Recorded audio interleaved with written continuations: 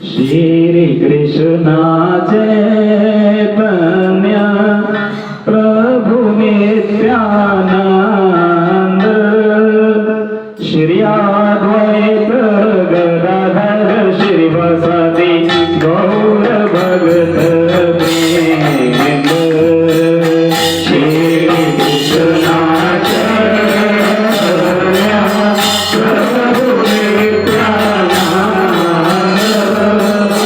श्री अद्वैत गदाधर श्रीवासादि गौर भगत वृंद। श्री कृष्ण चैतन्य प्रभु नित्यानंद श्री अद्वैत गदाधर श्रीवासादि गौर भगत वृंद। श्री कृष्ण चैतन्य प्रभु नित्यानंद श्री अद्वैत गदाधर श्रीवासादि गौर भगत वृंद। हरे कृष्णा कृष्ण कृष्णा हरे हरे हरे कृष्णा कृष्ण कृष्णा हरे हरे हरे राम राम राम हरे हरे हरे राम राम राम हरे हरे हरे कृष्णा कृष्ण कृष्णा हरे हरे हरे कृष्णा कृष्ण कृष्णा हरे हरे हरे राम राम राम हरे हरे हरे राम राम राम हरे हरे हरे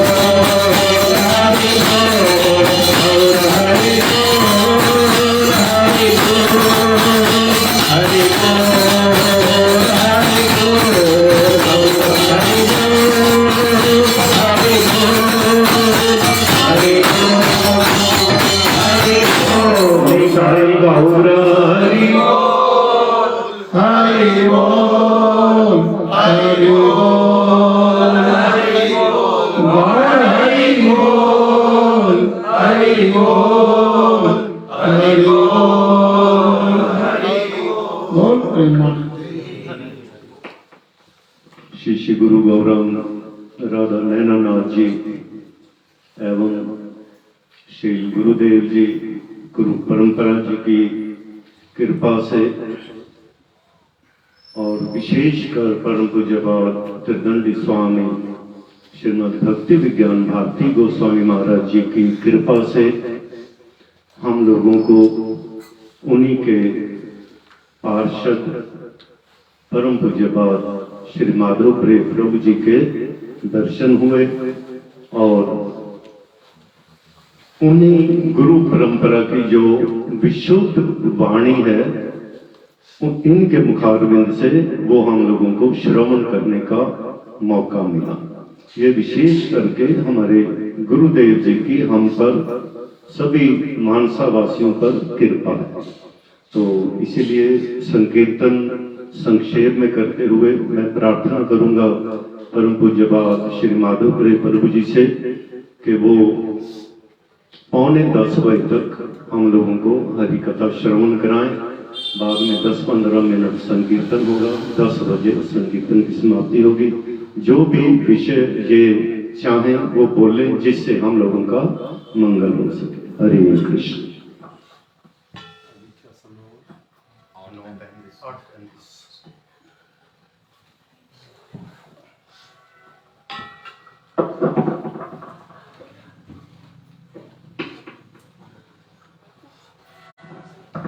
गुरु जी कहते हैं अगे अगे हो जाओ, कोई ऐसे अगे ना आवे, बस इत्थे ऐदा बैठ जाओ, पीछे प्रणाम करी जाओ, अगे रस्ते च इत्थे आओ, इत्थे अगे हो जाओ बस, तुहाडे अगे ना कोई आवे, इत्थे बंद कर दो रस्ते। ठीक है हाँ अशोक अशोक मार लो आ लो आने ना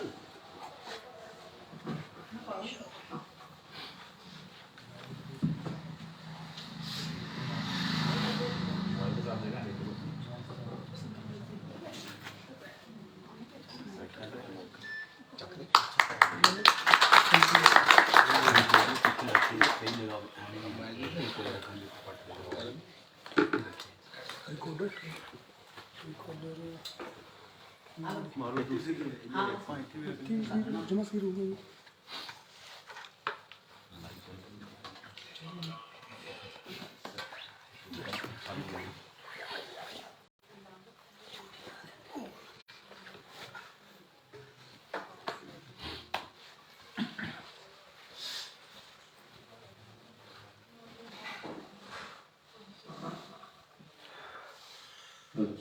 अज्ञानतिमिरान्धस्य ज्ञानाञ्जनशलाकया चक्षुरुन्मिलितं येन तस्मै श्रीगुरवे नमः। वाञ्छाकल्पतरुभ्यश्च कृपा सिन्धुभ्य एव च पतितानां पावनेभ्यो वैष्णवेभ्यो नमो नमः। नमो महावदन्याय कृष्णा प्रेम प्रदायते कृष्णाय कृष्ण चैतन्य नामिने गौरात्विषे नमः। हे कृष्ण करुणा सिंधो दीनबंधो जगत्पते गोपेश गोपिका कांत राधा कांत नमस्तुते। तप्त कांचन गौरांगी राधे वृंदावनेश्वरी वृषभानुसुते देवी प्रणमामि हरिप्रिये। भक्त्या विहीना अपराधलक्षयी क्षिप्ताश्च कामादि तरङ्गमध्यैः कृपामयि त्वां शरणं प्रपन्ना। वृन्दे नुमस्ते चरणारविन्दम्। श्रीकृष्ण चैतन्य प्रभु नित्यानंद श्री अद्वैत गदाधर श्रीवासादि गौर भक्त वृंद। हरे कृष्णा कृष्णा कृष्णा हरे हरे हरे राम राम राम हरे हरे।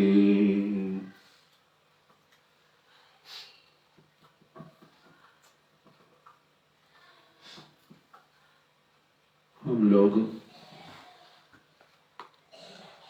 मैं सर्वप्रथम अपने परम आराध्य गुरु पाद पद्म नित्य लीला प्रविष्ट ओम विष्णुपाद अष्टोत्तर शत श्रीमद भक्ति प्रमोद पुरी गोस्वामी महाराज जी के श्री चरण कमलों में अपना साष्टांग दंडवत प्रणाम ज्ञापन करता हूँ।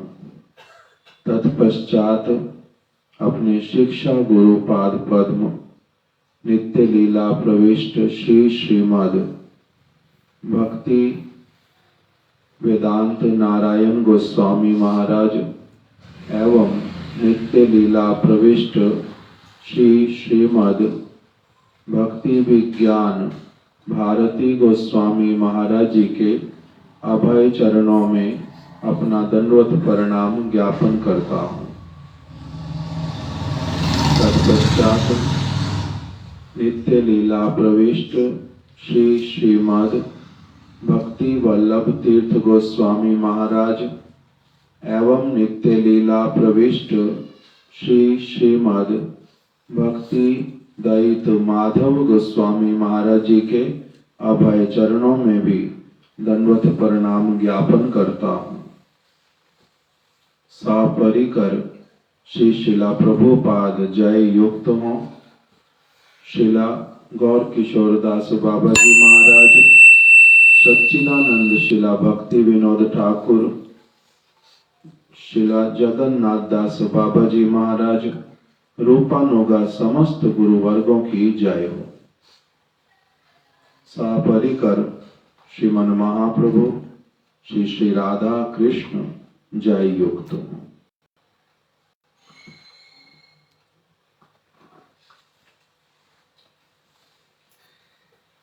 ग्रंथेर प्रारंभे करी मंगलाचरण गुरु वैष्णव भगवान तीनेर स्मरण।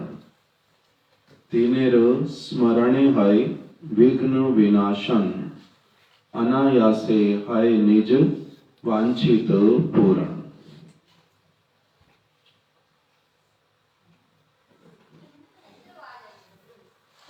श्रीमद भक्ति वल्लभ तीर्थ गोस्वामी महाराज, ये जो वचन अभी हम लोगों ने सुना, इसको बहुत बार दोहराते थे, पुनः पुनः इस बात को समझाते थे।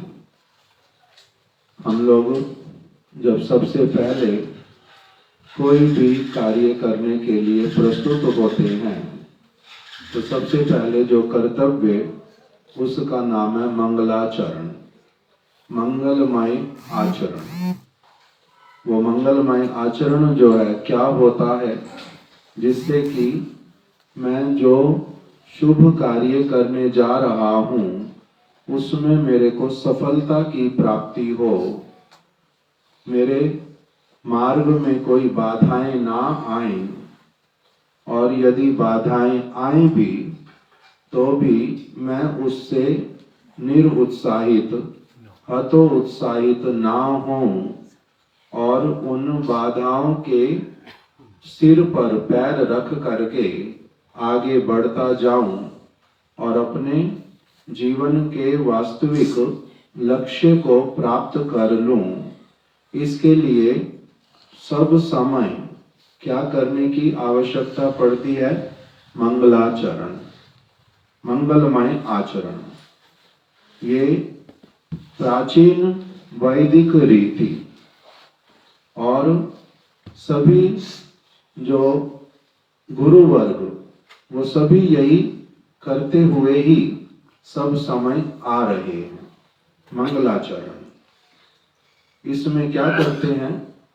ग्रंथेर आरंभे करी मंगलाचरण गुरु वैष्णव भगवान तीनेर स्मरण।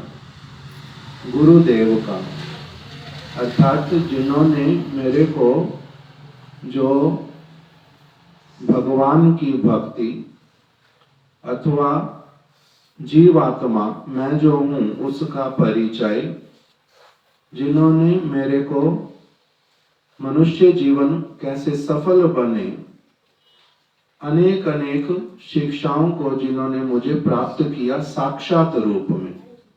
भगवान की शिक्षाएं तो हैं ही हैं, गीता के रूप में, भागवत के रूप में और वेद इत्यादि में भगवान की शिक्षा तो है ही है, किंतु साक्षात रूप में हमें जो प्रदान करते हैं उनको क्या कहते हैं? गुरु। इस संसार में भी हमारे अनेक गुरु हैं, हमें जो शिक्षा प्रदान करते हैं। जैसे सबसे पहले माता पिता घर पर बालक को जन्म भी देते हैं, पालन पोषण भी करते हैं, और फिर किसी की गाड़ी शायद कुछ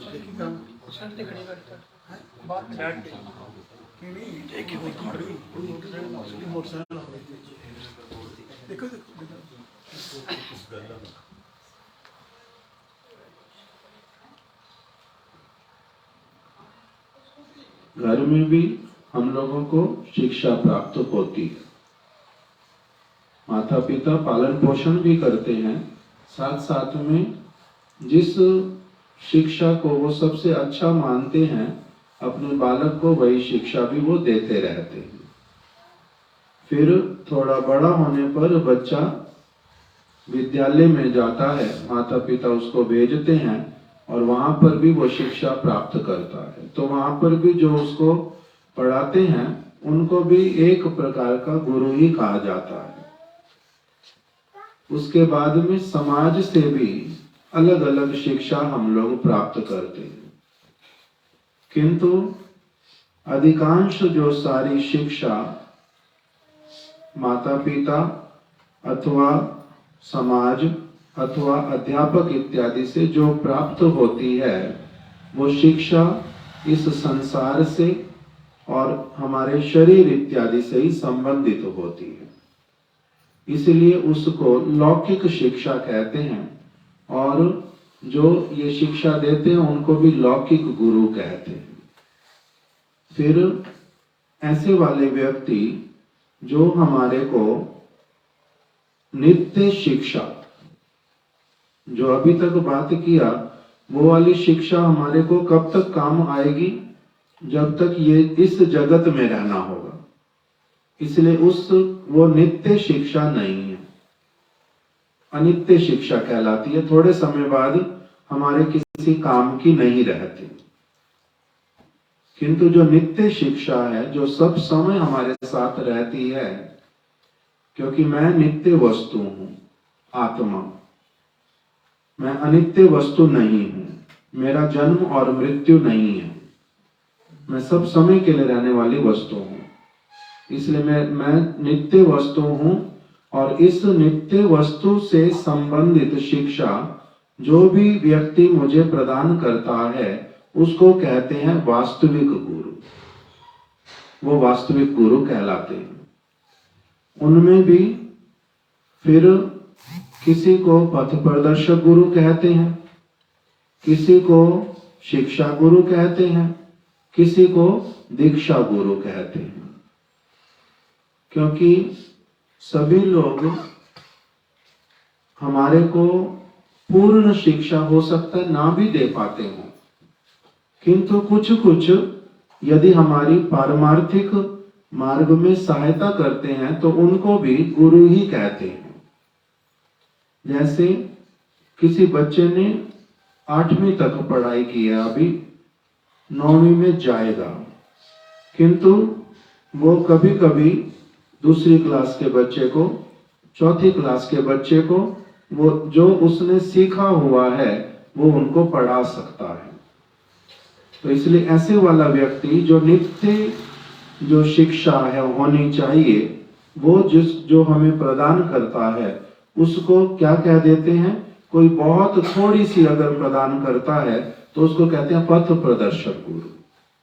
जैसे हमारे को सड़क पर चलते हुए किसी जगह पर इच्छा है जाना है, किंतु रास्ता पता नहीं है, तो हम किसी से पूछ लेते हैं कि भाई मेरे को ये वाला रास्ता जो है बता दो। तो जो दिखला देता है वो रास्ता, उसने बाकी कुछ भी नहीं किया, वो भी एक प्रकार का क्या बन जाता है? पथ प्रदर्शक गुरु।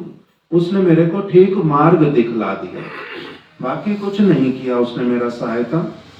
फिर शिक्षा गुरु, जिन्होंने मेरे को समय समय पर शिक्षा प्रदान की, मेरे भले के लिए अपना समय मेरे को दिया, और जो उन्होंने सीखा हुआ था उन्होंने आगे मेरे को सिखलाया। तो इनको कहते हैं शिक्षा गुरु। ये अधिकांश हम लोग लेते शिक्षा गुरु को जो जीवंत रूप में, भगवान भी गुरु हैं और उनके बहुत सारे भक्त लोग जो समय समय पर इस जगत में भगवान की संबंधित शिक्षा दे गए हैं, वो सारे लोग भी शिक्षा गुरु ही कहलाते हैं। किंतु जीवंत गुरु अर्थात जो साक्षात रूप में इस जगत में उन्हीं शिक्षाओं को मेरे को देते हैं, उनको कहते हैं शिक्षा गुरु। फिर एक होते हैं दीक्षा गुरु, जो क्या करते हैं, मेरे को मंत्र इत्यादि प्रदान करते हैं और मेरा भगवान के साथ में संबंध पूरी तरह से जोड़ देते हैं, उनको कहते हैं दीक्षा गुरु। तो इन सब के लिए ही वास्तविक रूप में जो मेरे को परमार्थ की शिक्षा प्रदान करते हैं, इन्हीं के लिए क्या करते हैं, सबसे पहले मंगलाचरण। ग्रंथेर आरंभे करी मंगलाचरण, गुरु वैष्णव भगवान तीनेर स्मरण। मैं सबसे पहले गुरुदेव का स्मरण करता हूँ, जिन्होंने मेरे को अच्छे मार्ग पर चलाया, जिन्होंने मुझे ऐसी शिक्षा दी जिससे मेरा अज्ञान चला गया अथवा अज्ञान धीरे धीरे जा रहा है, जिससे मैं अच्छे और बुरे में अंतर करना सीख पा रहा हूं, इनको कहते हैं गुरु। और फिर वैष्णव, अर्थात वैष्णव में भी फिर बहुत प्रकार के स्तर हैं। कुछ ऐसे लोग जो मेरे को अपना साथ दे करके भक्ति में मेरे को आगे बढ़ाते रहते हैं। जैसे कक्षा में बहुत सारे बच्चे एक साथ में पढ़ते हैं, तो वो एक दूसरे की क्या करते हैं, सहायता करते हैं। कभी परस्पर में खेलते हैं, वार्तालाप करते हैं, जो नहीं समझ आता उसकी बात करते हैं, कोई असुविधा हो तो उसमें सहायता करते हैं। तो इन सबको फिर क्या कहते हैं, वैष्णव। ये सभी वैष्णव। अथवा मेरे गुरुदेव जिन्होंने मुझे मंत्र इत्यादि दिया, उनके साथ में अथवा उनके भी समस्त जो गुरु वर्ग हैं, इन सबको वैष्णवों को एक साथ में कहते हैं शिक्षा गुरु। ये वैष्णव भी कहलाते हैं, सभी के सभी विष्णु के भक्त। इसीलिए गुरु, वैष्णव, भगवान। फिर भगवान कौन है, उनके विषय में ठीक से समझा भी देते हैं और फिर उनके चरणों का शरण लेने की जो मेरे को शिक्षा देते हैं। इसीलिए गुरु, वैष्णव, भगवान। भगवान कौन है, इसके विषय में जो शास्त्र और समस्त गुरु वर्ग और भगवान भी भगवद गीता में अपने विषय में बतलाते हैं कि मैं ही कौन हूं। कृष्ण कहते हैं अर्जुन के समक्ष, अहम सर्वस्व प्रभवो, मैं ही सभी का प्रभु हूं। मत्ता सर्वम प्रवर्तते, मुझसे ही सब कुछ प्रकटित होता है। इति मत्वा भजन्ते माम बुद्धा भाव समन्विता। इसी बात में दृढ़ विश्वास करके बुद्धिमान व्यक्ति वो मेरी ही शरण ग्रहण करता है। नहीं तो इस जगत से, माया से किसी का पार पा पाना बड़ा कठिन है। जो मेरी शरण ग्रहण करता है वही इसको पार पा पाता है। दैवी ऐशा गुणमयी मम माया दुरत्तया, माम एवं जे प्रपद्यन्ते माया मेताम तरन्ति ते। ये जो मेरी इस जगत में बनाई हुई मेरी जो माया है, उसको पार पा पाना बड़ा कठिन है। किंतु जो मेरी शरण ग्रहण करता है, अर्थात मेरे निकट आता है, मेरी बात को सुनता है, समझता है, आगे फिर उसी पर विश्वास करके उस पर चलता है, तो इसको नाम हो जाता शरण लेना। तब वो क्या कर जाता है, इस माया से पार पा जाता है, नहीं तो वो पार नहीं पा पाता। तो इस प्रकार से, और भागवत में भी बतला दिया, एते चा अंश कला पुंसा कृष्णस्तु भगवान स्वयं। जो राम, नरसिंह, वराह, वामन इत्यादि ये सभी भगवान के अंश हैं, अवतार हैं, किंतु स्वयं भगवान जो हैं अवतारी पुरुष, जिनमें से सारे अवतार आते हैं, वो कौन है? कृष्ण। एते चा अंश कला पुंसा कृष्णस्तु भगवान स्वयं। वेद व्यास जी ने बड़े ही जोर दे करके इस बात को भागवत में स्थापित कर दिया कि कृष्ण ही स्वयं भगवान है। और हम लोग जीव जो हैं वो कौन है? हम उन्हीं भगवान के अंश हैं। इसको भी भगवान ने भगवत गीता में बता दिया। ममई वांछो जीव लोके जीव भूत सनातना। जितनी भी समस्त जीवात्माएं हैं, जिनमें प्राण हैं, जो चलते फिरते हैं, खाते पीते हैं, जिनमें अनुभव की शक्ति है, फीलिंग है, जिसमें कुछ जो इच्छा करते हैं, ये सारे के सारे जो जीव हैं, ये कौन है? मेरे ही अंश हैं, मेरी प्रकृति के अंश हैं। इन जैसे मेरा जन्म और मृत्यु नहीं होता, मैं नित्य काल रहता हूं, सनातन हूं, इसी प्रकार से समस्त जीव भी मेरे अंश होने के कारण वो भी सनातन हैं, नित्य हैं। तो ये जो सारी बातें, इसी बातों को स्मरण करने से ही क्या होता है, पुनः पुनः ठीक से इसको समझने पर एक व्यक्ति के जीवन में जो गुरु वैष्णव भगवान तीनर स्मरण है विघ्न विनाशन। जितने भी प्रकार के विघ्न हैं, किस भगवान को समझने में, भगवान को प्राप्त करने में, वो सारे विघ्न दूर हो जाते हैं। इसीलिए सबसे पहले क्या किया जाता है? मंगलाचरण। भगवान गुरु का सबसे पहले, फिर वैष्णवों का, फिर भगवान का स्मरण करने से सारे विघ्न दूर होते हैं। और अनायास ही, अनायास मतलब बहुत कोई कठिन परिश्रम किए बिना, अनायास ही, अनायासे हाय निज वांछित पूर्ण, वांछा पूर्ण होती है। अभी सबसे पहले यदि हम इसी चीज को ही समझें कि हमारी वांछा होनी क्या चाहिए, किस वस्तु की वांछा होनी चाहिए। इस जगत में ऐसे तो अनेकों लोगों की अनेकों वांछाएं हैं, अनेक लोगों की अनेक वांछा है, किंतु शुद्ध वांछा, वास्तविक वांछा, अभिलाषा होनी क्या चाहिए? ऐसी वाली वस्तु की अभिलाषा करनी चाहिए जो क्या हो? नित्य हो, जो सब समय के लिए मेरे साथ में रहे, जिससे मेरा नित्य संबंध हो। भगवान के साथ मेरा नित्य संबंध है। सनातन गोस्वामी जी श्री चैतन्य महाप्रभु के एक परिकर, श्री चैतन्य महाप्रभु से उनका भेंट हुआ दूसरी बार वाराणसी में। चैतन्य महाप्रभु वो सन्यासी उस समय बन चुके थे, सन्यास हो गया था, और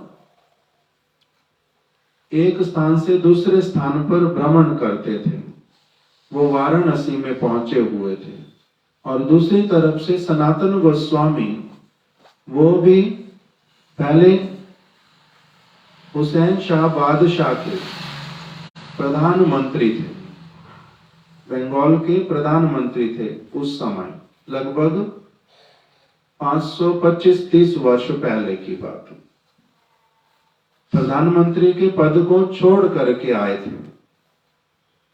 चैतन्य महाप्रभु का संग हुआ और उनके संग के प्रभाव से उनके मन में इच्छा जागृत हो गई कि मैं अब घर संसार इत्यादि वाली जो सारी वस्तुएं उसमें मैं फंस करके नहीं रहूंगा। मैं भगवान श्री कृष्ण का भजन करूंगा। किस लिए भजन करूंगा भगवान श्री कृष्ण का? क्योंकि भगवान ने ही मेरे को आंख, नाक, कान, पैर, मुख इत्यादि वाला ये जो शरीर है ये भगवान ने ही दिया है।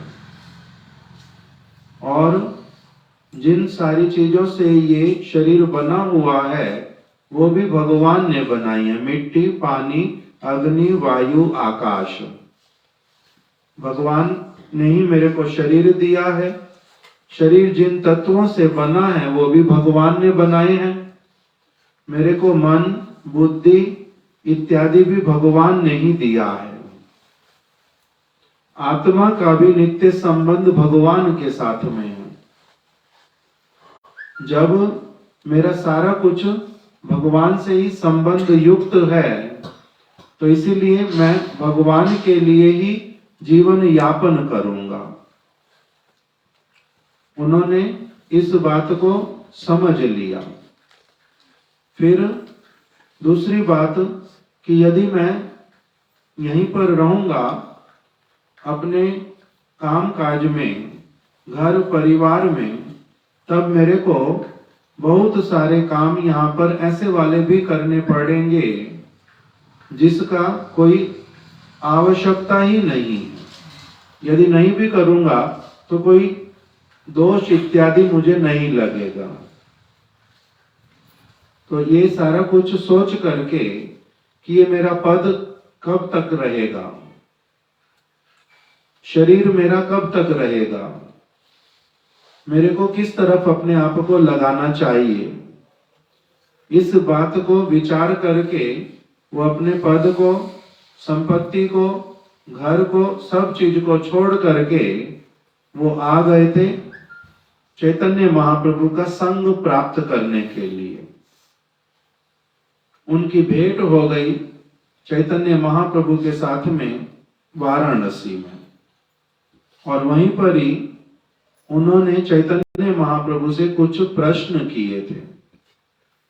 उन प्रश्नों में ही सबसे पहले उन्होंने पूछा के आमी, हे श्री चैतन्य महाप्रभु, आप कृपा करके मुझे बतला दो कि मैं कौन हूं। हमारे महाराज जी शिला भक्ति विज्ञान भारती गोस्वामी महाराज यहाँ पर एक बात हम लोगों को बतलाते थे। इस सनातन गोस्वामी जी जो हैं वो बहुत अधिक बुद्धिमान थे। बृहस्पति के समान उनकी बुद्धि थी और प्रधानमंत्री के पद पर नियुक्त थे। तो बुद्धिमान है तभी उस पद पर सुशोभित हुए।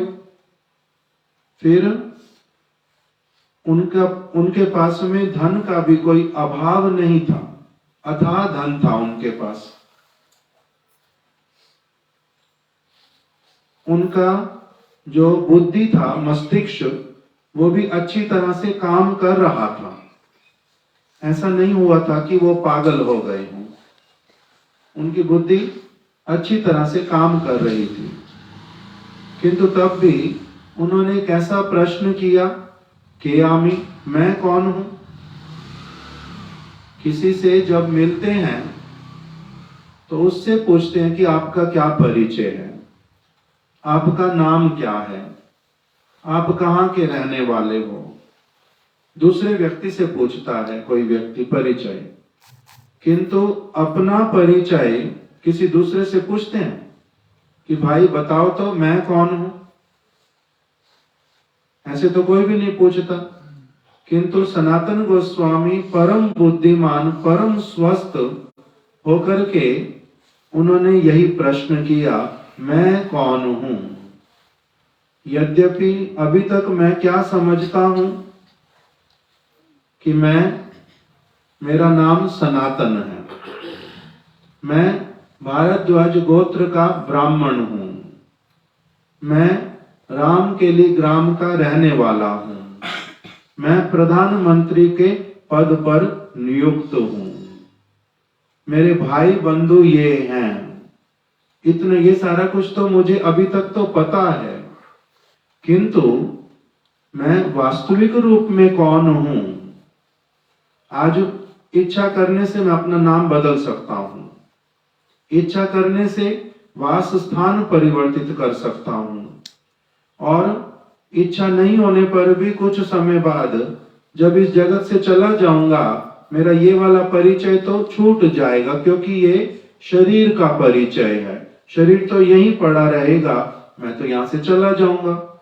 तो मैं जो वस्तु हूं वो मैं क्या हूं, कृपा करके मुझे बतला दो। के आमी, मैं कौन हूं? क्या शरीर को मैं कहते हैं, मन को मैं कहते हैं, आत्मा को मैं कहते हैं? किस चीज को कहते हैं मैं? और वो चीज जो है वो देखने में कैसी है, आकार कैसा है उसका? क्योंकि मैं बचपन में एक प्रकार का दिखाई देता था, फिर थोड़ा बड़ा हुआ, मेरा शरीर बदल गया, फिर मैं और बड़ा हुआ, मेरा शरीर फिर बदल गया। ये तो बदलने वाली वस्तु है, इसमें परिवर्तन हो रहा है, मगर मैं ये अनुभव कर रहा हूं कि मैं परिवर्तित नहीं हो रहा हूं। पहले जब से मैंने बोलना सीखा तब से मुझे अनुभव है मैं सनातन हूं, मेरा नाम सनातन है। जब मैं 10 साल का था तब भी मेरे को क्या पता था, मैं सनातन हूं। अभी 50 वर्ष का हो गया हूं तब भी मुझे पता है मैं कौन हूं, मैं सनातन हूं। मैं अपने चेतना के स्तर पर सदैव अपने आप को क्या मान रहा हूं कि मैं एक ही व्यक्ति हूं, मैं कोई बदल रहा हूं, मैं बदल नहीं रहा, मैं तो एक ही हूं, किंतु मेरा शरीर तो बार बार बदलता जा रहा है। तो इसीलिए हे प्रभु, मैं आपसे ठीक ठीक रूप में समझना चाहता हूं कि मैं कौन हूं। के आमी, केने मोरे जारे ताप त्रय। इस संसार के, दूसरा प्रश्न रखा उन्होंने, इस संसार के जो ताप हैं, कभी सुख कभी दुख, कभी गर्मी कभी सर्दी, कभी रात कभी दिन, कभी वृद्धावस्था, कभी कोई रोग इत्यादि, ये जो, और कभी किसी प्राणी के द्वारा मेरे को कष्ट दिया जाना, और कभी प्रकृति के द्वारा भूकंप आ जाना, कभी बाढ़ आ जानी, कभी सूखा पड़ जाना, ये जो सारे के सारे दुख कष्ट इत्यादि आते हैं, ये क्यों आते हैं? पहला प्रश्न क्या किया, के आमी, मैं कौन हूं। दूसरा प्रश्न किया, केनो मोरे जारे ताप त्रय। तीन ताप, तीन ताप किसको कहते हैं? भगवद गीता में बतलाया तीन तापों के विषय में। इस जगत में जो भी व्यक्ति आता उसको तीन तापों से पीड़ित रहना पड़ता। कौन कौन से तीन ताप बतलाए हैं? आदि भौतिक, आपने बता सकते? तीन ताप पता है? शारीरिक, भौतिक, आध्यात्मिक। तीन ताप भगवद गीता में नाम दिया उनको, आदि दैविक दुख, आदि भौतिक दुख और आध्यात्मिक दुख। ये तीन ताप हैं, अज्ञानता के कारण जो ताप होते हैं। ज्ञान नहीं है किसी वस्तु का, इसलिए कष्ट भोगते रहते हैं। कभी प्रकृति के द्वारा कुछ कष्ट दिए जाते, कभी आसपास के लोगों के द्वारा कष्ट दिए जाते, और प्राणियों के द्वारा कष्ट दिए जाते। इस प्रकार के तापों को बोलते हैं तीन ताप।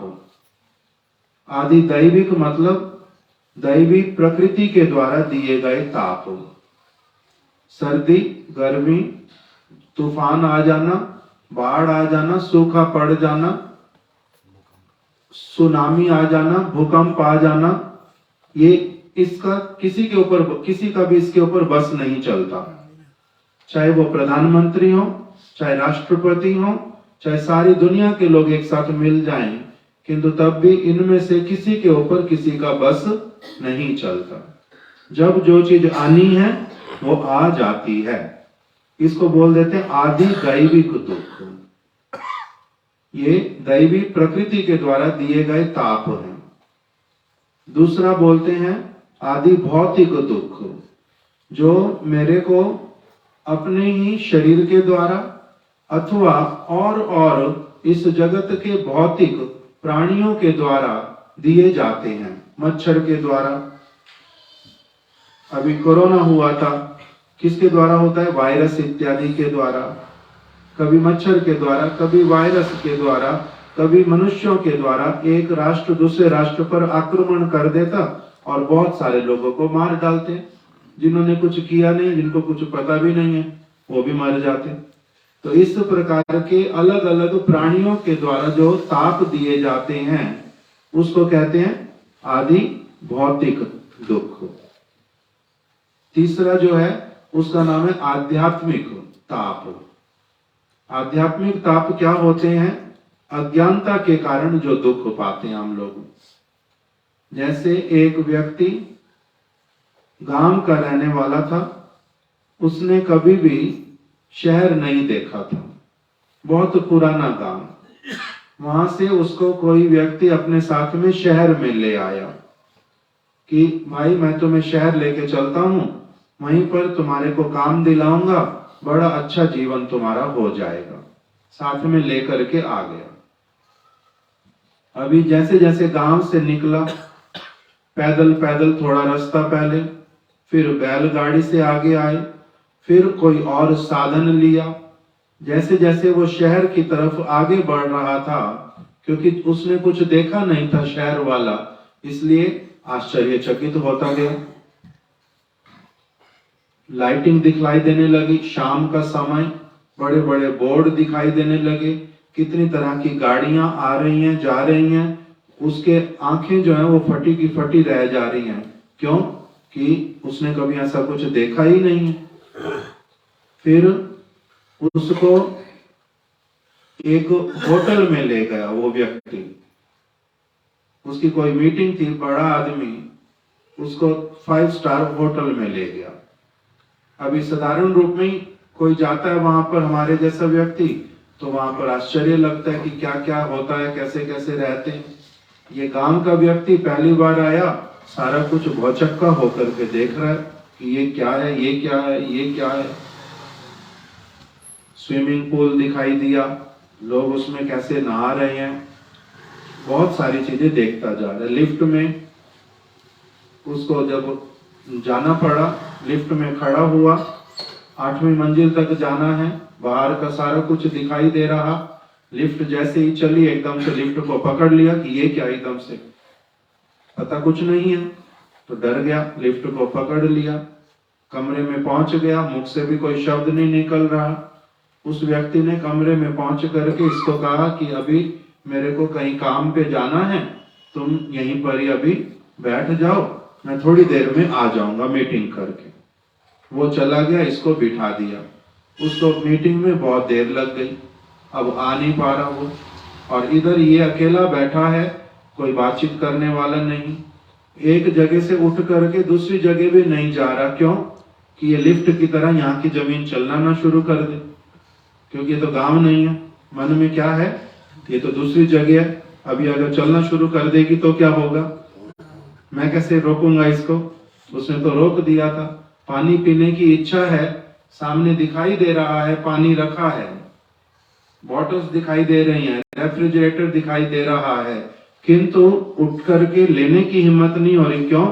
ये अज्ञानता है कि ये फर्श चलता नहीं है, इसलिए भयभीत हो रहा है। मल मूत्र त्याग करने की इच्छा है, बड़े कष्ट से उसको भी सहन करके बैठा, उठता नहीं। अब जब वो व्यक्ति आ गया, उसको देखने के साथ साथ में एकदम से बड़ी जोर से रोने लग गया। उसने आकर के गले लगाया, रोते क्यों? कहते मैं चल नहीं पा रहा, उठ नहीं पा रहा, यहाँ से पानी की प्यास लगी, पानी की बोतल नहीं उठा पा रहा, और मेरे को पेशाब आया था, पेशाब करने नहीं जा पा रहा। तो क्यों नहीं कर रहा? मेरे को डर लग रहा है, ये चलना पड़े। पागल, ये नहीं चलती, सिर्फ लिफ्ट चलती है वो तो। यहाँ पर देख मैं घूम रहा हूं जैसे तुम भी घूमो, ये जमीन है, जमीन ही मानो इसको, इसमें कोई परेशानी नहीं, कुछ नहीं होगा। यहाँ पर जा अपनी आप बोतल उठा करके ले आ, चलने लग गया, देख रहा है सचमुच में ही तो बात सच है। तो पहले विश्वास नहीं हो रहा, फिर चलते चलते देखा सच ही है, तो थोड़ी देर में ही क्या हो गया, अब उसमें कॉन्फिडेंस आ गया, क्योंकि अज्ञान चला गया, ज्ञान आ गया।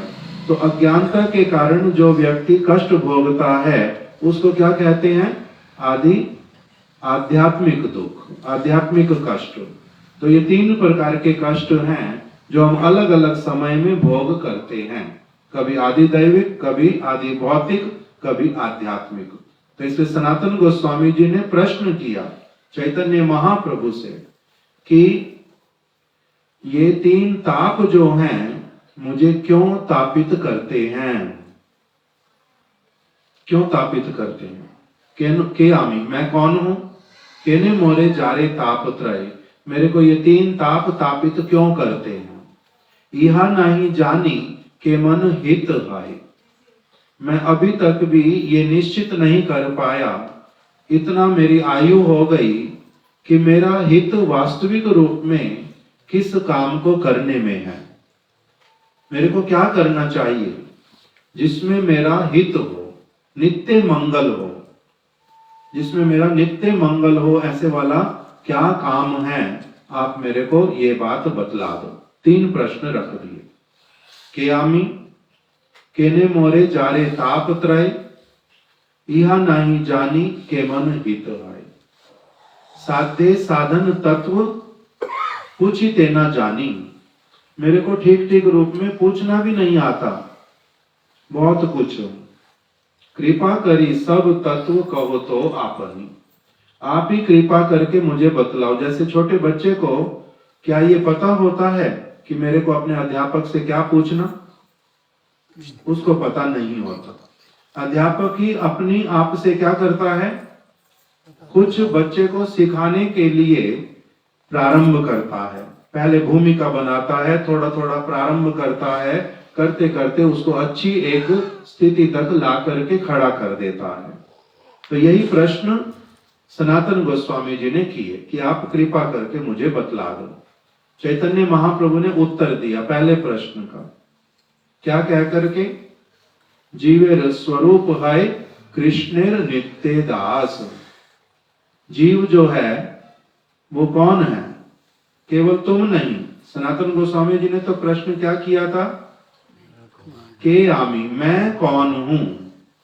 और चैतन्य महाप्रभु ने कि केवल तुम नहीं, जितनी सारी इस जगत में जीव आत्माएं हैं, जिनमें प्राण हैं, जो खाते पीते हैं, ये सभी के सभी कौन हैं, जीवेर स्वरूप है कृष्णेर नित्य दास, ये श्री कृष्ण के सभी नित्य दास हैं। कृष्ण के नित्य दास का अर्थ क्या होता है, भगवान के सेवक हैं और भगवान की सेवा को करके ही वास्तविक रूप में आनंदित रह सकते हैं, हो सकते हैं। जीवेर स्वरूप है कृष्ण नित्य दास, भगवान ने भी यही बात बतलाई भगवद गीता में, जो पहले सुन लिया, ममाई वांशो जीव लोके जीव भूत सनातना, सभी जीव जो है मेरे ही अंश हैं। और वही चैतन्य महाप्रभु ने कहा, भगवान की बात को ही रिपीट किया, दूसरे शब्दों में क्या कह दिया कि सभी जीवात्मा स्वरूपता, स्वरूपता अर्थात इन रियलिटी, वास्तविक रूप में, अभी कोई माने या ना माने कि मैं भगवान का दास हूं, नहीं मानने पर भी है वो कौन, भगवान का दास ही है। इसी प्रकार से जैसे अभी कोई कहे कि मैं नहीं मानता भारत के संविधान को, कहने से भी नहीं चलेगा। भारत में रहते हैं तो भारत के संविधान के अनुसार चलना बाध्यता है। उसी प्रकार से कोई माने या ना माने, क्यों ना माने, सकले कृष्णेर दास, सभी भगवान के दास हैं। नित्य काल के लिए इससे वो कभी भी अपने आप को अलग नहीं कर सकते, कर ही नहीं सकते अलग। जैसे अब हमारा सबका ही जन्म हुआ है इस जगत में, माता पिता हैं, हम इच्छा करने से भी अपने माता पिता बदल सकते हैं ना? नहीं बदल सकते? बदल सकते हैं? नहीं बदल सकते। इस जन्म, जब तक जन्म रहेगा, जब तक श्वास रहेगी, तब तक मैं कभी भी इस चीज को नहीं बदल सकता कि और सारी चीजें बदल सकता हूं। माता पिता को बदल सकते हैं? नहीं। बहन भाई को नहीं बदल सकते। बाकी सारी चीजें बदली जा सकती हैं, किंतु ये चीजें ऐसी वाली हैं जो नहीं बदली जा सकती। इसी प्रकार से भगवान के साथ में जीव का जो संबंध नित्य काल का, और उसको कभी भी कोई भी बदल नहीं सकता, चाहे वो माने या ना माने, ये एक अलग बात है। तो चैतन्य महाप्रभु ने बतलाया, जीवेर स्वरूप है कृष्णेर नित्य दास, वो कृष्ण का नित्य दास है। ये वाला जो संबंध है भगवान के साथ में, ये नित्य है। बाकी सारे संबंध इस जगत में वो कैसे हैं? अनित्य। मेरे माता पिता, कितने जन्म तक मेरे माता पिता रहेंगे? कितने समय तक? कुछ एक समय तक। एक जन्म के लिए, सब जन्म में माता पिता बदल जाते हैं। सकल जन्म में माता पिता सबाई पाए। सभी जन्मों में, चाहे मैं मच्छर बनूंगा तब भी माता पिता अलग होंगे। अगर मैं कुत्ता कभी बना अपने कर्मों के दोष के कारण, तो उस समय भी माता पिता होंगे, किंतु अलग होंगे। मनुष्य बना हूं तो अलग है, देवता बनूंगा तो अलग होंगे। तो इसीलिए माता पिता सब समय क्या होते? इस जगत वाले माता पिता, शरीर वाले माता पिता, जिनके माध्यम से मेरे को ये शरीर मिला है, ये वाले माता पिता सब समय बदल जाते हैं। किंतु भगवान के साथ जो हमारा संबंध, वो कभी नहीं बदलता, वो कभी भी नहीं बदल सकता, चाहने से भी नहीं बदल सकता। जीवेर स्वरूप है कृष्णेर नित्य दास, कृष्णेर तटस्था शक्ति भेदा भेद प्रकाश। और मैं कैसी वाली वस्तु हूं? मेरा भगवान के साथ जो संबंध है वो कैसे वाला है? मैं उनके साथ में अचिंत्य रूप से एक भी हूं और नहीं भी हूं। एक कैसे? भगवान सब समय रहने वाली वस्तु है और मैं भी सब समय रहने वाली वस्तु। ये हमारे में क्या है? समानता है। उनका कभी जन्म और कभी मृत्यु नहीं होती, मेरा भी जन्म और मृत्यु नहीं होता। ये भी मेरे में क्या है? समानता है। किंतु असमानता क्या है? फिर अंतर क्या है हमारे में? भगवान जो है वो बहुत बड़े और मैं उनका क्या हूं? बहुत छोटा सा एक अंश हूं। जैसे सूर्य और सूर्य की किरण। सूर्य बहुत बड़ा है और उसकी एक किरण भी जो है वो सूर्य की ही, सूर्य से ही निकली है। उसमें भी ताप है, उसमें भी प्रकाश है, किंतु जितना सूर्य में है और जो किरण में है उसमें क्या है? बहुत अधिक अंतर है। तो इसी प्रकार से मेरे में और भगवान में क्या है? ये अंतर है कि वो बहुत बड़े और मैं बहुत छोटा। और क्या अंतर है? वो मेरे प्रभु, मेरे ओरिजिन, और मैं उनका दास हूं। ये मेरे में अंतर है। तो इसलिए ये परिचय कराया चैतन्य महाप्रभु ने सनातन गोस्वामी को कि तुम कौन हो? भगवान के नित्य दास हो, और भगवान के जैसे भी तुम्हारे में कुछ चीजें हैं, समानता है तुम्हारे में, अर्थात सभी जीवों में, और उनसे कुछ अंतर भी है। फिर मेरे को ये दुख क्यों भोग करने पड़ते हैं इस संसार में?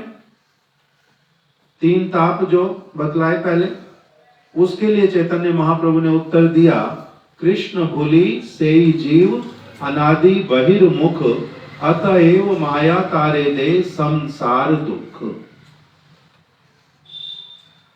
कृष्ण भूलि, हम लोग जब कृष्ण को भुला देते हैं, उस तरफ नहीं देखते, कृष्ण की तरफ, कृष्ण की बात को नहीं सुनते, तब फिर हमें क्या होता है? कृष्ण भूलि से जीव अनादि बहिर्मुख, जब भगवान से बहिर्मुख हो जाते हैं उसी समय क्या करती है माया? हमारे को पकड़ लेती है और 3 ताप देकर के हमारे को कष्ट भोग करवाती है। जैसे कोई भी माता पिता चाहता है कि उसका बच्चा उसका कहना ना माने, उसके अनुसार ना चले, किंतु तब भी क्या बच्चे को मजबूर कर सकते हैं कि सब समय मेरे अनुसार ही चलो? मजबूर नहीं कर सकते। क्यों? क्योंकि बच्चा जो है उसकी अपनी भी एक सत्ता है। इसी प्रकार से भगवान ने हम लोगों को, वो हमारे ओरिजिन तो हैं, किंतु भगवान ने हम लोगों को अलग से एक सत्ता भी प्रदान की है। इसीलिए यदि हम भगवान के अनुसार चलते हैं तब तो अलग होता है, तब तो सारा कुछ मंगलमय शुभ होता है। और जब हम उनकी बात नहीं सुन करके अपने अनुसार कुछ करने जाते हैं, तब उसके द्वारा क्या होता है? हम लोग किसी असुविधा में पड़ते हैं और उसी का नाम ही क्या है? माया। उसी का नाम ही है 3 ताप इत्यादि भोग करना। कृष्ण भूलि, कृष्ण की बात के अनुसार नहीं चलने पर, जैसे माता पिता की बात नहीं मानता, जब तक बच्चा छोटा है तब तक माता पिता क्या करते हैं? नहीं मानने पर उसको कुछ सजा देते हैं, दंड देते हैं। कभी तो क्या करते हैं? कान पकड़ कर मरोड़ देते हैं, कभी थप्पड़ लगाते हैं, कभी अच्छा काम करता है तो शाबाश भी देते हैं, पुरस्कार भी ला करके देते हैं, कभी कभी स्टोर में बंद भी कर देते हैं, अलग अलग चीजें करते हैं ना। तो उसी प्रकार से भगवान कह रहे हैं कि चैतन्य महाप्रभु उत्तर दे रहे हैं सनातन गोस्वामी को, ऐसे तो तुम भगवान के ही अंश हो, भगवान की संतान हो। भगवान अपनी संतान को, सभी को प्यार करते हैं, बहुत अधिक, उसको कष्ट नहीं देना चाहते। कोई भी व्यक्ति अपने बालक को कष्ट नहीं पहुंचाना चाहता, तो फिर भगवान का तो कहना ही क्या? भगवान क्यों किसी बालक को कष्ट पहुंचाएंगे? कष्ट नहीं पहुंचाना चाहते हैं। फिर जो कष्ट दिखलाई देते हैं वो क्या है? वही है जैसे पिता माता अपने बच्चे को सुधारने के लिए, उसके मंगल के लिए, उसको कुछ शिक्षा देने के लिए अच्छी वाली, उसको अलग अलग प्रकार का दंड देते हैं। उसी प्रकार से भगवान भी जो हैं वो इन जीव आत्मा को क्या करते हैं?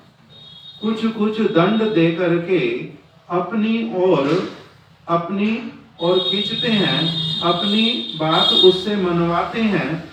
क्यों? क्योंकि वही बात मानना ही बच्चे का, उसी बात को मानने में ही बच्चे का मंगल है, इसीलिए उसको करवाते हैं। तो कहते हैं भगवान कष्ट कैसे देते हैं? माया कैसे कष्ट देती है? भगवान के कहने पर माया करती है, अपनी आप से नहीं करती। जैसे किसी किसी के घर में नौकर नौकरानी इत्यादि हैं, तो पिता जो है बच्चे से नाराज हो गया, बच्चे ने कुछ ऐसा काम किया, तो पिता जो है वो नौकरानी को बोलता है जाओ इसको लेकर के स्टोर में बंद कर दो। तो वो स्टोर में बंद कर देती है उसको। तो किसने बंद किया? नौकरानी ने, दिखलाई दे रहा है, किंतु करवाया किसने वास्तविक रूप में? भगवान ने, माता पिता ने करवाया। तो इसी प्रकार से भगवान अपने बच्चे को ही सुधारने के लिए अपनी नौकरानी माया को कहते हैं कि इसको तुम ये वाला दंड दो, ताकि इसकी बुद्धि ठीक हो, ये अच्छे मार्ग पर चले। किसी को ही कह दिया कि जीवेर स्वरूप है कृष्णेर नित्य दास, कृष्णेर तटस्थ शक्ति वेदा वेद प्रकाश। कृष्ण भूली से ही जीव अनादि बहिर्मुख, अतएव माया तारे दे संसार दुख। इसलिए माया देवी जो है उसको संसार रूपी दुख देती है। क्या संसार रूपी दुख है? कबू स्वर्ग उठाए, कबू नर के डुबाए, दंडे जने राजा जेनो नदी ते चुबाए। पहले प्राचीन समय में राजा लोग क्या करते थे? किसी को दंड अगर देना होता था तो अपने किसी मंत्री को नहीं तो नौकर को बोलते थे कि इसको ले जाओ नदी के पास में, इसको फिर नदी के जल में ले जाना और फिर इसको पूरी तरह से नदी में डुबो देना। इसके सिर को ऊपर से इतना अधिक दबा देना कि ये बिल्कुल ऊपर ना उठा सके, और जैसे इसकी सांस इत्यादि निकलने वाली हो, बड़ा कष्ट पा रहा हो, छटपट कर रहा हो, उस समय फिर से इसको पानी से निकाल देना, तभी अच्छे से सांस ले लेगा, फिर स्वस्थ अनुभव करेगा, फिर इधर उधर थोड़ा देखेगा, उसके बाद फिर से इसको नीचे फिर पानी में धकेल देना, फिर जब मरने लगे एकदम से फिर इसको निकालना। तो इसको क्या कहते हैं? कबू स्वर्ग उठाए। कभी तो थोड़ा सा पहले क्या निकाल दो? पानी के बाहर निकाल दो, कबू स्वर्ग उठाए, कबू नर के डुबाए। कभी एकदम से फिर क्या करते हैं? नीचे पानी में फिर से डुबा देते हैं। कबू स्वर्ग उठाए, कबू नर के डुबाए, दंडे जने राजा जेनो नदी ते चुबाए। जैसे राजा लोग किसी को दंड देने के लिए नदी में लोगों को ऐसे भेजते थे, कभी नीचे करते, कभी ऊपर, कभी नीचे, कभी ऊपर। तो कह रहे इस संसार में जहां पर हम लोग रहते हैं, इसमें जो भी हम काम करें, भले ही अच्छा काम करें, भले ही हम बुरा काम करें, उसका जो भी फल होता है, स्वर्ग की प्राप्ति, ब्रह्मलोक की प्राप्ति या फिर नरक इत्यादि में जाना, ये सारा कुछ ही दंड है। इस संसार में सुखी रहना भी दंड और दुखी रहना भी दंड। समझ आता है ऐसे वाला? जैसे कारागार में जब लोगों को भेजते हैं, कितनी तरह की कारागार होती है? कारागार में कैटेगरीज हैं जेल में। A class jail, B class jail, C class jail, अलग अलग जेल हैं। जेल एक ही है, उसके अंदर विभाग हैं। ए क्लास जेल में जिसको रखा जाता, उसमें क्या क्या होता है? टीवी देखने के लिए मिलता है, न्यूज़पेपर पढ़ने के लिए मिलता है, आपको जो खाना खाने की इच्छा वो खाना मिलेगा। आप जिससे मिलना चाहते, घर वाले लोग आएंगे, आपके मित्र आएंगे, आपको मिलने देंगे आराम से, किंतु रखेंगे कहां पर? जेल में, कारागार में। वहां से नहीं छोड़ेंगे, रहोगे अंदर ही, सुविधा सारी मिलेगी, किंतु हो कहां पर? कारागार में। ए क्लास जेल, इसको बोलते हैं सोने चांदी से बनी हुई बेड़ियां लगाना। है जेल में बेड़ियां बेड़ियां ही है, चाहे सोने की बनी हो, चाहे चांदी की बनी हो, चाहे पीतल की बनी हो, चाहे लोहे की बनी हो। बेड़ी तो बेड़ी है, हथकड़ी तो हथकड़ी है, किंतु लोगों से पूछो हथकड़ी कौन सी लगवानी, तो क्या कहेंगे? कौन सी वाली लगवानी? सोने चांदी वाली। किंतु ये भूल जाते कि हथकड़ी तो हथकड़ी है भाई, जिस भी चीज की बनी हो, मुझे हथकड़ी ही मत लगाओ, ये नहीं बोलते। तो इसी बात को बोल रहे हैं कि कभी तो ए क्लास जेल में डाल देते हैं, कभी बी क्लास जेल में डालते। बी क्लास जेल में क्या है? न्यूज़पेपर मिल जाएगा किंतु टीवी नहीं दिखाएंगे, टीवी नहीं मिलेगा तुम्हारे को। खाना जो है एक समय का अपनी इच्छा के अनुसार मिलेगा, एक समय जो मिलेगा खाना खाओ, नहीं खाना मत खाओ। और सी क्लास जेल में क्या होगा? तुम्हारा कुछ नहीं सुना जाएगा, तुम्हारा कुछ नहीं चलेगा। हम जो देंगे वही लेना पड़ेगा और उसके बदले में काम भी करना पड़ेगा, कुछ ना कुछ काम करवाते हैं उनसे, इसको बोलते सी क्लास जेल। तो महाप्रभु ने यही सनातन गोस्वामी जी को बतलाया कि कृष्ण को जब एक व्यक्ति भूल जाता है तो कृष्ण ही अपने बालक को सुधारने के लिए अपनी ही दासी माया को कहते हैं इसको तुम क्या करो, 3 तापों में इसको कष्ट पहुंचाओ, 3 ताप इसको प्रदान करो, कभी इसको स्वर्ग में ले जाओ, कभी इसको नरक में ले जाओ। और इस प्रकार से स्वर्ग भी जो है वो कष्टकारी, ये समझ आता है क्या हमारे को? सुख इस संसार में मिलते वो भी कष्टकारी, ये समझ आता है? दुख तो समझ आते हैं, किंतु सुख भी दुख है ये नहीं समझ आता। हमारे महाराज जी इसको उदाहरण के द्वारा समझाते थे कि एक व्यक्ति को हम कोई मारना चाहता है, जान से मारना चाहता है, खत्म कर देना चाहता है, तो 2 तरह से मार सकते हैं। भूखा रख करके भी मार सकते, खिला खिला करके भी मार सकते। भूखा रख के कैसे मारते हैं? कमरे में बंद कर दो, खाना पीना मत दो, अंधकारमय कमरे में बंद कर दो, जितना चिल्लाए चिल्लाता रहे, आवाज जाएगी नहीं बाहर, ऐसे वाले स्थान पे बंद कर दो, कोई नहीं आएगा सहायता करने के लिए। तो इस तरह से कितने दिन जीवित रहेगा? बिना पानी बिना खाने के मर जाएगा। और फिर दूसरे व्यक्ति को उसको कहो कि 24 घंटे में 24 घंटे ही तुम्हारे सामने भोजन रखा रहेगा और तुम्हें कंटिन्यूअस खाते रहना है, 1 मिनट भी रुके तो हंटर से पिटाई लगेगी। कितना खा लेगा व्यक्ति? खाते खाते भी क्या होगा? मर जाएगा। तो हम लोगों को ये तो समझ आता है भूखा रहना जो है ये कष्ट है बड़ा, किंतु खाते खाते मरना ये भी कष्ट है, ये नहीं समझ आता। किंतु वास्तविक रूप में स्वर्ग हो नरक हो, इस जगत का सुख हो या दुख हो, सारे के सारे ये 3 ताप हैं। ये जो समझ लेता है व्यक्ति, फिर वो क्या करता है कि मेरा कर्तव्य क्या है, मेरे को ये बतलाओ। इस सुख और दुख वाला जो ये वर्लपूल क्या होता है?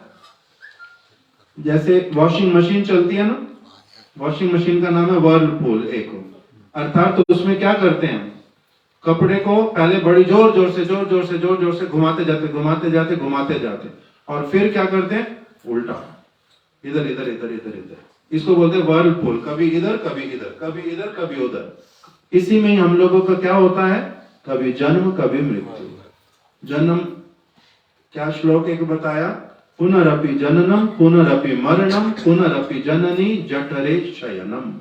बार बार जन्म लेना, बार बार मरना, बार बार माता के किसी न किसी माता के गर्भ में जाना, यही क्या है, वर्लपूल। इसी में हम घूमते रहते हैं। इसी का नाम 3 ताप। कृष्ण भूली से जीव अनादि बहिर्मुख, अतएव माया तारे दे संसार दुख। फिर आगे तीसरा जो प्रश्न किया था कि यह नहीं जानी के मने हित है, मेरा हित कैसे होगा? कह रहे ये तुम अपनी आप से नहीं जान सकते, भगवान सबका हित करने वाले। इसीलिए कृष्ण ही क्या करते हैं, कृष्ण ही जीवेर नहीं कृष्ण स्मृति ज्ञान, जीवों को अपनी आप से नहीं पता चलता उनका हित किस में है। इसीलिए कृष्ण ही क्या करते हैं, कैला वेद पुराण, भगवान ही अपनी आप से इन जीवों के मंगल के लिए सद उपदेश रूपी जो वेद पुराण भागवत इत्यादि ये प्रकटित करते हैं। साधु शास्त्र कृपाए यदि कृष्ण उन्मुख है, से जीव निस्तरे माया तारे छाड़ाए। यदि किसी का परम सौभाग्य उदित होता है तो उसको फिर कौन मिलते हैं, साधु शास्त्र कृपा, साधु मिलते हैं। ब्रह्मांड भ्रमिते कोनो भाग्यवान जीव, ब्रह्मांड में भ्रमण करते करते किसी किसी सौभाग्यशाली जीव को ही साधु का संग मिलता है, जिससे फिर उसको ये उपदेश श्रवण करने के लिए मिलते हैं। तुम कौन हो, तुम्हारा संबंध किससे है, तुम कष्ट पा क्यों रहे हो, इन कष्टों से तुम्हारा छुटकारा कैसे होगा, तुम्हारा संबंध नित्य काल के लिए किसके साथ है, ये सारा कुछ किससे पता चलता है, साधु से।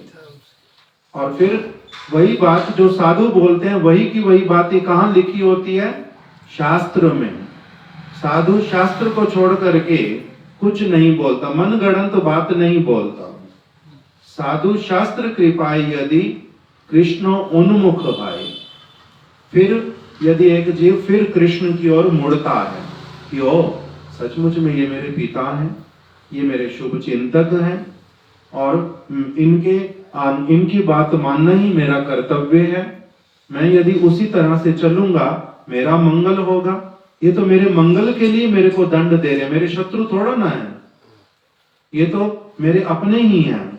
जब ये वाली बातें मान करके एक व्यक्ति उस ओर चलता है तब उसका क्या होता है? माया ताहरे छाड़ाए, फिर माया उसके ऊपर कोई अपना काम नहीं करती। नौकरानी को आदेश जब मिल जाता है कि बच्चे को अब छोड़ दो, बहुत हो गया, अब इसको मेरी तरफ आने दो, तब माया क्या करती है? नौकरानी क्या करेगी? वो छोड़ देती है। तब इसी को जिसको माया छोड़ देती है उसी का नाम ही बोलते हैं मुक्त पुरुष। इन्हीं को ही कहते हैं वास्तविक रूप में गुरु, जिनके ऊपर माया कोई भी अपना असर नहीं कर पाती, जिनको जगत का सुख दुख आने पर उनको इससे कुछ आता जाता ही नहीं है।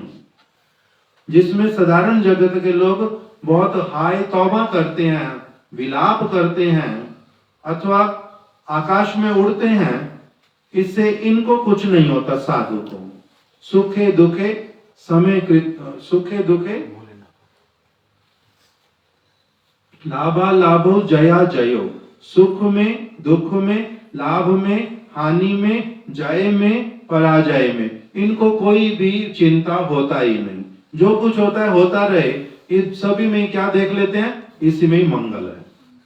जय हुई तब भी मंगल, पराजय हुई तब भी मंगल, लाभ हुआ तब भी मंगल, हानि हुई तब भी मंगल, यश हुआ तब भी मंगल, अपयश हुआ तब भी मंगल। ये जो देख पाता, कौन देख सकता है ऐसे? नारद ऋषि छोटा सा बालक, साधुओं का संग हो गया, बाद में सारा कुछ समझ लिया ये वाली बातें जो हम कर रहे हैं। फिर माता जी उनकी मर गई, सांप ने डस लिया, उनको रोना नहीं आया, वो दुखी हुए नहीं, वो अपना चल पड़े भगवान का भजन करने के लिए। क्यों नहीं उनको दुख हुआ? मनुष्य नहीं है, फीलिंग नहीं है उनमें। सनातन गोस्वामी राजपाट छोड़ करके अपनी आप से चल पड़े। क्या दिमाग खराब हुआ है? लोग जिस पद को पाने के लिए पागल हो उठते हैं और ये उस पद को अपनी आप से छोड़ करके आ गए। 10-10 रुपए के लिए लड़ाई हो जाती, एक गज जमीन के लिए लड़ाई हो जाती, इनके पास में अथाह संपत्ति थी, सारी छोड़ करके आ गए। सिर्फ ये नहीं, मीराबाई का उसी प्रकार का चरित्र, भरत महाराज का उसी प्रकार का चरित्र, रघुनाथ दास गोस्वामी का वैसा चरित्र। ये वाला ऐसा क्यों हो जाता है?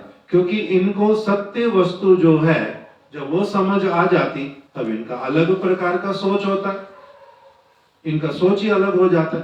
तो इन्हीं बातों को सनातन गोस्वामी को महाप्रभु ने सुनाया कि किस प्रकार से हित किस वस्तु में है। इन सारी वस्तुओं में हित नहीं है, हित कुछ और वस्तुओं में है। उनको हित के विषय में बतलाया। और फिर साध्य और साधन क्या है, अर्थात जीव आत्मा का वास्तविक जो प्राप्त करने वाला वस्तु, किस चीज के लिए उसको पागल होना चाहिए, किस चीज के लिए उसको सारे काम करने चाहिए, वो क्या है? भगवान को साक्षात रूप में प्राप्त करना, उनकी प्रसन्नता को प्राप्त करना, उनके साथ रहना, उनके साथ में ही खाना पीना उठना बैठना सारे व्यवहार करना, जन्म मृत्यु के चक्कर से निकल जाना और अपने नित्य स्थान पर पहुंच जाना। ये क्या है? एक व्यक्ति का वास्तविक साध्य है, प्राप्त करने वाली वस्तु है जिसके लिए चेष्टा करनी चाहिए। और उसका साधन क्या बतलाया? साधनम शुद्ध भक्तिम। अगर एक व्यक्ति साधुओं के संग में भगवान की शुद्ध भक्ति करता है तब इस वस्तु को प्राप्त कर सकता है, नहीं तो नहीं प्राप्त कर सकता। इस प्रकार से ये संक्षेप में पहले बतलाया चैतन्य महाप्रभु ने। इसी का जो विस्तार थोड़ा थोड़ा हम लोग इन दिनों में फिर कुछ और आगे श्रवण करेंगे। आज यहीं तक ही कथा को रख देते हैं। वांछा कल्पतरुभ्यश्च कृपा सिंधुभ्य एव च पतितानां पावनेभ्यो वैष्णवेभ्यो नमो नमः। श्री सनातन गोस्वामी जी की जय, श्री चैतन्य महाप्रभु की जय, समस्त गुरु वर्ग की जय। गौर प्रेमानंदे हरि हरि बोल।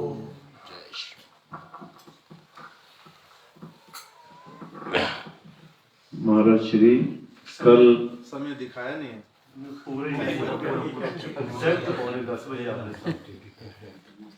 दिखाना चाहिए, टाइम तो नहीं।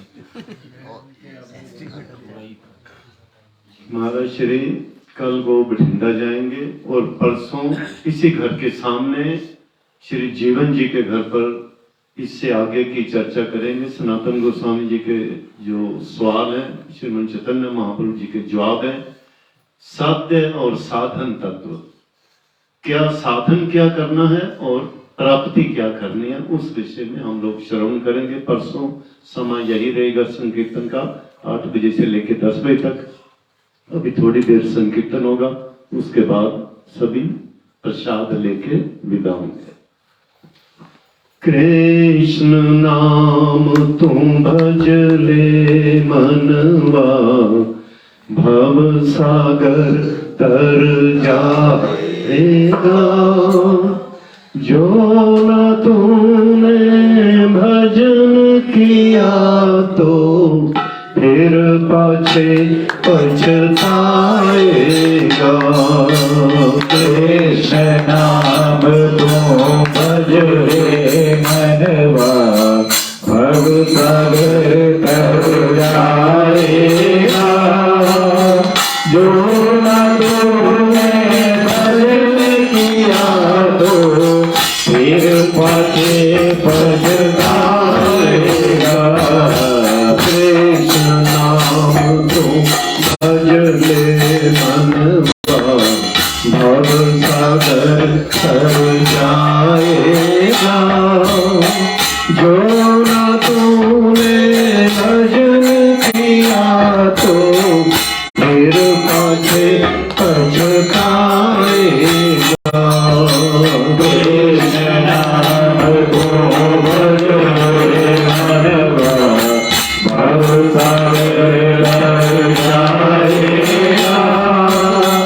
जो न तूने भजन किया तो फिर पाछे पछताएगा। क्या लेकर तुम जाएगा। मोती बांधे आया जगत में, हाथ पसारे जाएगा। क्या लेकर तुम आया जगत में, क्या लेकर तुम जाएगा। मोती बांधे आया जगत में, हाथ पसारे जाएगा।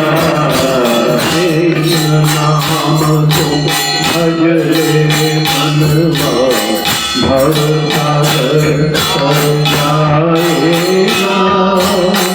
जो न तूने भजन किया तो फिर पाछे पछताएगा।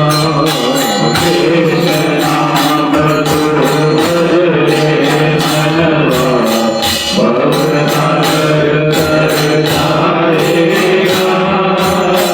जो न तूने भजन किया तो फिर पाछे